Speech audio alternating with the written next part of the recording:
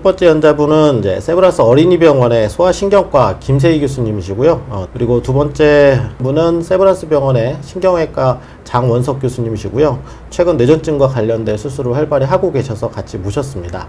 그리고 저는 대한뇌전증학회 홍보이사를 맡고 있고 충북대학교 병원 소아신경과 김준수입니다. 그리고 찡긋님의 질문이신데요. 아마 수술, 또 약물, 여러 가지 약물 복용, 식이요법, 대마오일 했는데도 뇌파가 여전히 문제가 있고 안타깝게도 아직도 이제 초등학교 저학년인데 성장을 하면서 자연스럽게 좋아질 수 있을까요? 치료법이 획기적인 효과는 없는 것 같아서 걱정이 됩니다. 뇌전증 치료가 어려운 경우들이 사실 있습니다. 처음에 나왔던 이런 난치성 뇌전증 경우들이 여기에 포함이 되는데 사실 저희가 뇌전증에 대해서 이해도 많이 되고 있고 그리고 치료법, 신약 같은 경우도 계속해서 조금씩 발전하고 있거든요. 조금씩 기다리면 또 대마오일이나 이런 다른 신약들처럼 또 다른 다양한 방법들이 나오지 않을까 생각을 합니다. 정은석 교수님도 아마 수술했던 환자분인데 계속 경련이 지속되고 이러면 굉장히 그런 경우가 어쨌든 질문하셨으니까 많이 경험을 하시는 건 아니시죠? 그러니까 현대 이야기 모든 분을 다 잘 치료해드리고 행복하게 해드리면 좋은데 사실상은 그게 안 되는 게 이제 현실이긴 합니다. 참 가슴 아픈 얘기긴 한데 근데 이제 거꾸로 돌이켜보면 예를 들어서 10년 전에 했던 수술법과 지금의 수술법은 모든 면에서 마취부터 시작해서 수술기구, 수술법 많이 바뀌었거든요. 그럼 앞으로 10년 후는 어떨 거냐라고 하면 또 그만큼 많은 분들이 이제 연구를 하고 개발을 하고 계셔서 좋아질 겁니다. 그래서 지금 상태에서 조절이 안 된다고 해서 평생 이렇게 살아야 된다라기보다는 시간을 갖고 기다려주시면 좋은 약이 나오는 경우도 있고 좋은 수술법이 나올 수도 있고 그런 희망이 있지 않을까라고 기대하고 있습니다. 네. 선생님은 외래에서 만약 환자가 약물 몇 개 썼는데도 잘 안 돼, 선생님 그럼 저는 수술을 할 수 있습니까? 물어보신다면 보통 어떻게 대답을 하십니까? 이게 사실 저희가 뇌전증을 볼 때 부분 뇌전증, 어떤 한쪽에서 시작되는 경련이 있는 환자 그리고 전신 뇌전증, 양쪽에서 시작되는 경련이 있는 환자 이렇게 크게 나누거든요. 사실 전신 뇌전증의 경우는 수술이 좀 어려운 경우가 좀 더 많고요. 부분 뇌전증의 경우는 사실 잠재적으로는 수술이 가능하지 않을까라고 생각을 해야 하는 환자분입니다. 그래서 부분 뇌전증이라면 검사를 좀 해볼 것 같습니다. 아마도 처음 환자가 왔었을 때 아마 선생님들이 대부분 이 환자가 뇌전증이 어느 뇌전증에 속하고 이 아이의 예후가 어떻게 할 것이냐를 충분히 설명할 거고 그런 다음에 차근차근 약물 치료 또 식이요법 물론 어떤 경우는 식이요법이 더 우선이 되는 경우도 있고 또 어떤 경우는 이런 수술이 또 1차는 아니겠지만 조금 더 빠른 치료 옵션으로 올 수 있을지를 아마 처음에 판단을 많이 하실 걸로 생각이 되기 때문에 아마 담당 교수님과 충분히 상의를 하시면 좋지 않을까 싶고요. 질문하신 내용을 하나 말씀드리겠습니다. 현재 아마 레베트라세탐이라고 하는 약을 복용을 하고 계신 것 같은데 이 아이가 복용하고 나서 조금 난폭하게 이제 변하는 듯 합니다. 이 약의 부작용인지 어떻게 하는지 좋을지 아마 이제 일반 저희가 좀 많이 이렇게 듣게 되는 그런 질문인데요. 선생님은 어떻게 대답을 하시나요? 이게 저희가 흔히 알고 있는 이제 케프라, 큐팜 이런 종류의 약들은 부작용으로 이제 조금 난폭하게 되거나 이게 조금 예민한 경우들이 있다라고 보고가 사실 되고 있는데요. 워낙에 이 아이들이 뇌전증 아이들이 ADHD도 있고 또 나이가 또 산만하고 그런 좀 나이이기 때문에 약을 시작하고 이런 모습이 보이는지 아니면은 원래 그랬을 건지 근데 사실 조금 저희가 판단하기 어려운 경우들이 많습니다. 어머니가 생각하실 때 난폭하게 변했고 또 학교나 이런 데서도 똑같이 아기가 예전하고 완전히 바뀌었다라고 얘기를 하면 그런 경우에는 부작용일 가능성이 상당히 있어서 저 같은 경우에는 다른 약을 조금 고려를 해보고요. 근데 어머니들이 다시 그렇게 얘기를 해보면 그렇지는 않다.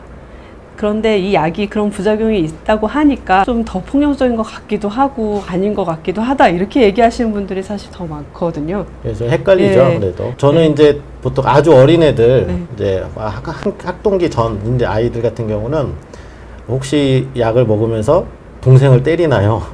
또는 학교나 유치원이나 이런 데서 애가 많이 나댄다 이런 얘기를 듣는지를 좀 물어보고요.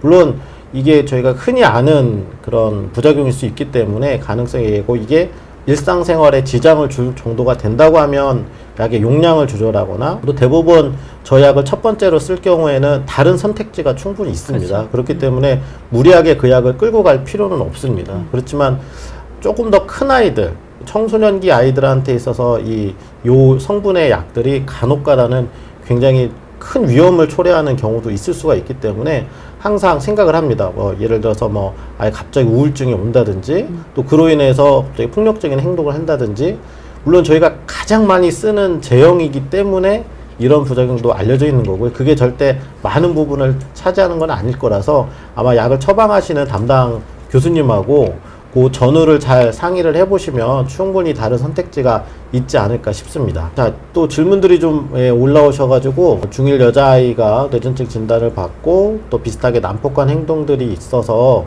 ADHD 증상처럼 여러 가지 좀 걱정할 그런 증상들을 보여주고 있는데, 이게 뇌전증과 ADHD가 연관성이 있는지 아니면 ADHD 관련 진료를 보는 게 좋을지 아마 이런 질문들을 외래에서 많이 받으실 겁니다. 이제 뇌전증 관련 아이들이 다른 아이들보다 ADHD 등의 이런 증상이 좀 더 자주 있다고는 알려져 있는데요. 사실은 워낙에 이 ADHD나 아니면 사춘기 아이들과 관련된 이런 행동 문제가 기본적으로 자주 있기 때문에 정확히 얘기하기는 조금 어려울 것 같습니다. 그래서 이런 증상이 있다면 이거는 뇌전증 아이들한테서 흔하게 보이는 증상은 아니기 때문에 치료를 따로 받고 진료를 보는 게 맞을 것 같습니다. 네. 근데 아까 앞서 말씀드렸던 그런 약물과의 연관성도 이거를 이제 배제할 수는 없을 것 같아요. 어떤 약을 쓰고 있는지, 혹시 그런 기존에 아이가 그렇지 않았던 아이인데 뭐 갑자기 생긴 증상이라면 가장 먼저 약물을 의심을 해봐야 되고, 또 하나는 저희가 간과하면 안 되는 건 아이의 심리적인 상태일 것 같습니다. 중1 여자애, 저 딸아이도 중1인데 굉장히 예민하거든요.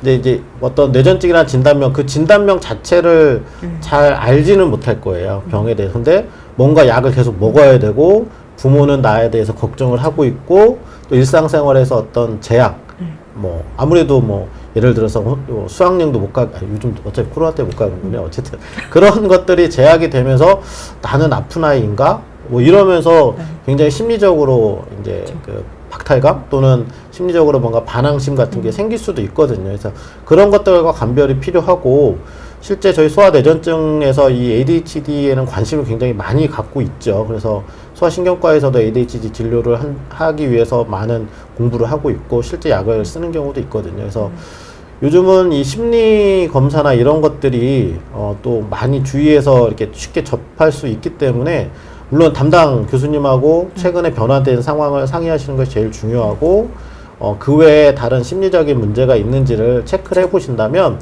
고민하시는 것보다는 행동에 옮기시면 훨씬 더 빨리 또는 정확하게 해결이 될 수 있지 않을까 싶습니다. 소아뇌전증 환자분들 이렇게 보면 특히 부모님들 굉장히 좀 이제 애를 키우는 부모의 입장에서 굉장히 힘드시겠다라는 생각을 많이 하고 있습니다. 우리가 어떤 방법, 그게 꼭 수술만이 아니더라도 어떤 방법이든 앞으로 좋은 치료법들이 나와서 애기들도 마찬가지고 그 부모님들도 좀 더 밝게 웃을 수 있는 날이 오도록 열심히 노력을 하겠습니다. 어쨌든 뇌전증은 굉장히 섬세한 치료가 필요한 질환입니다. 특히 중증 단계 환자들한테서는 다양한 치료 옵션이 주어질 수밖에 없고요.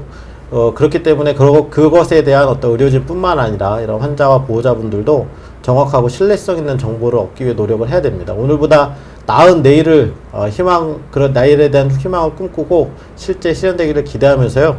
오늘 귀한 말씀 주신 두 분의 교수님께 감사드리고요. 이 방송 마치도록 하겠습니다. 감사합니다.